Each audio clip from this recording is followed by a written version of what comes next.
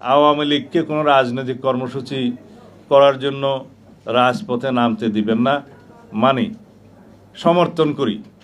কিন্তু এইভাবে আওয়ামী লীগকে আপনি কয়দিন রাজপথে পুলিশ দিয়ে ঠেকাবেন?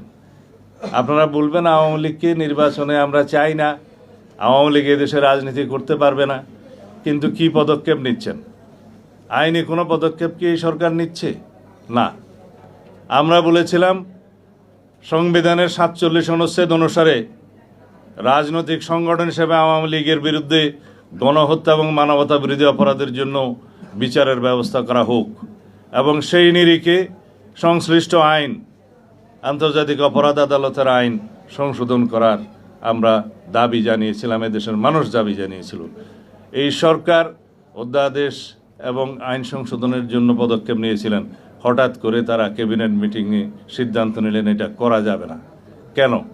আওয়ামী লীগের একদিকে আপনারা চাইবেন রাজনীতিতে নিষিদ্ধ হোক, আবার তাদের বিচার করবেন না, আবার পুলিশ দিয়ে তাদের রাজনৈতিক কর্মসূচি আপনারা বাধা দিবেন। এত স্ববিরোধিতা ঠিক নয়। আমরা পরিষ্কার করে বলতে চাই, বাংলাদেশের মানুষ গণ অভ্যুত্থানের মধ্য দিয়ে, ছাত্র জনতার বৈপ্লবিক গণ অভ্যুত্থানের মধ্য দিয়ে এদেশের মানুষ আওয়ামী লীগকে প্রত্যাখ্যান করেছে। আওয়ামী ফ্যাসিবাদের রাজনীতি